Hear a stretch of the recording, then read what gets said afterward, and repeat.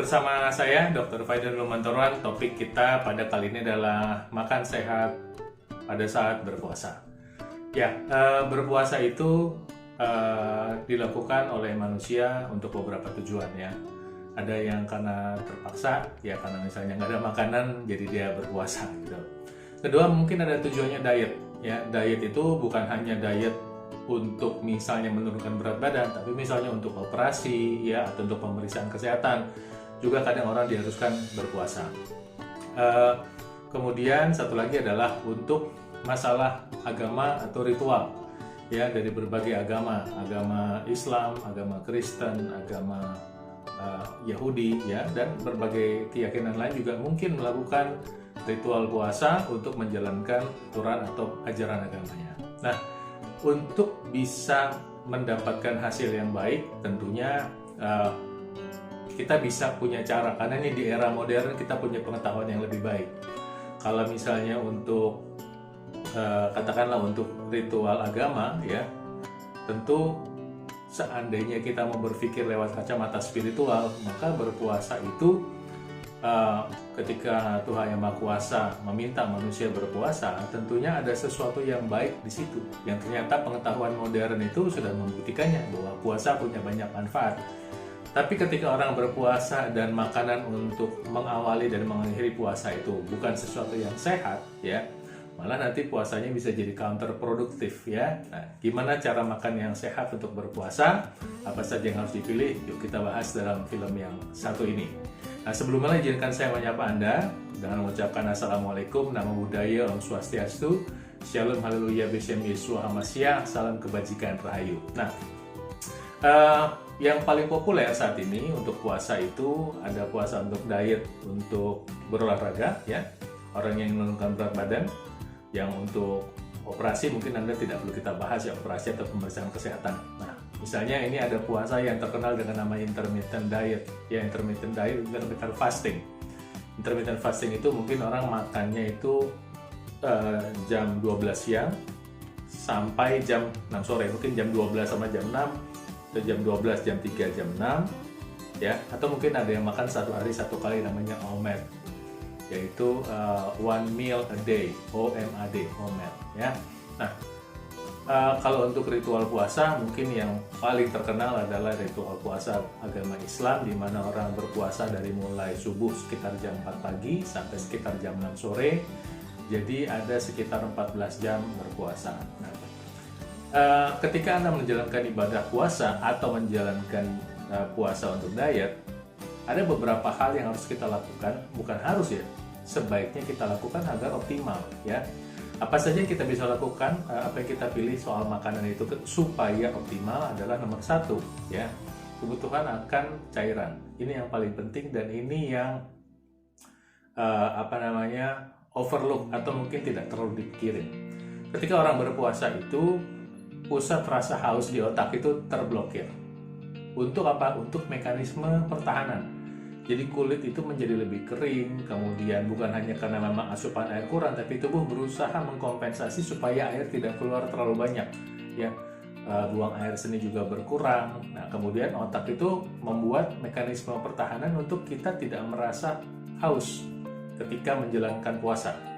Nah, dampaknya apa?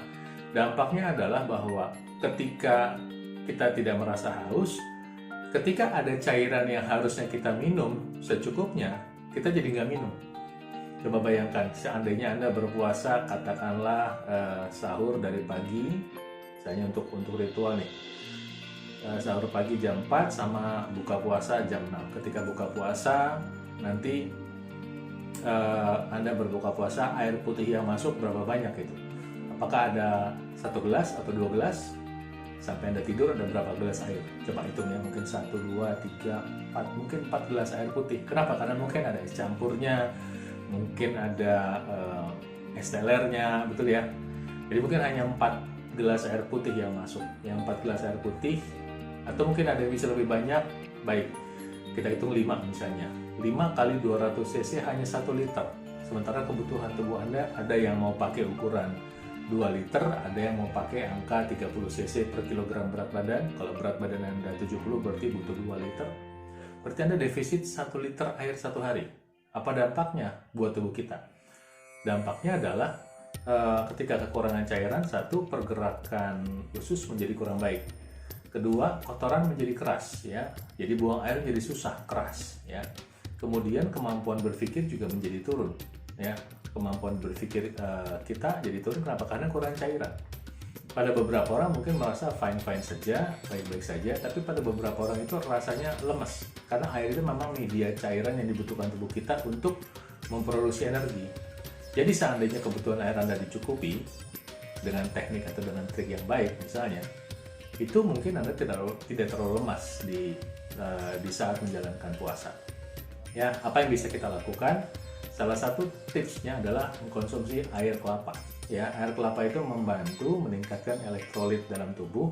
Dan dengan keberadaan elektrolit ini dia memicu atau merangsang rasa haus. Ya, jadi justru Anda kepingin minum lagi. Terus kalau Anda bilang, ntar kenyang, nggak bisa makan, nggak juga gitu. Ya, ketika Anda minum air kelapa, nanti Anda haus dan Anda ingin minum lagi, sehingga apa? Anda terkondisikan untuk memenuhi kebutuhan cairan. Nah, pilihan kedua, kalau Anda nggak punya air kelapa, Anda bisa menggunakan minuman elektrolit yang lain. Yang mungkin Anda sering lihat untuk orang melakukan olahraga atau sport drink. Ini pilihan yang kedua, ya. Jadi artinya praktis juga, harganya ekonomis, Anda bisa dapat di mana-mana. Anda juga bisa menggunakan Oralit, ya. Oralit juga bisa untuk membantu kebutuhan akan garam dan gula yang mana elektrolit ini nanti akan membantu Anda untuk pengen minum lebih banyak. Nah, jadi udah satu, air kelapa, kedua cairan elektrolit baik dari minuman energy drink atau minuman elektrolit. Ya mungkin Anda tahu yang untuk orang diare, Anda bisa pakai itu. Nah, yang ketiga adalah memenuhi kebutuhan tubuh Anda yang paling penting vitamin dan mineral. Nah, ini dapatnya dari buah-buahan.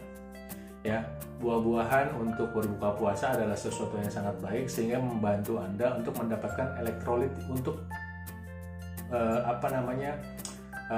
memulai atau mengoptimalkan proses kerja tubuh Anda. Karena kerja tubuh Anda itu membutuhkan elektrolit dari buah-buahan juga, energi listrik alami. Demikian juga buah-buahan mengandung vitamin, mineral yang membantu proses metabolisme dan pencernaan, mengandung serat larut yang membantu mengontrol kolesterol supaya tidak terjadi penggumpalan darah. Karena pada saat bulan puasa bisa cenderung terjadi pengentalan darah, dan pengentalan darah itu memicu penggumpalan. Apalagi kalau Anda berbuka puasanya itu dengan berbuka dengan yang manis, ya, dengan sirup.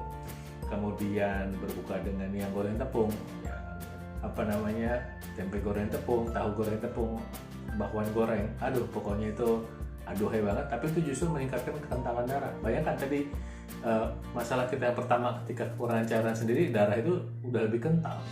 Ketambahan makanan yang meningkatkan pengentalan dan penggumpalan darah. Jadi lebih berisiko sebetulnya.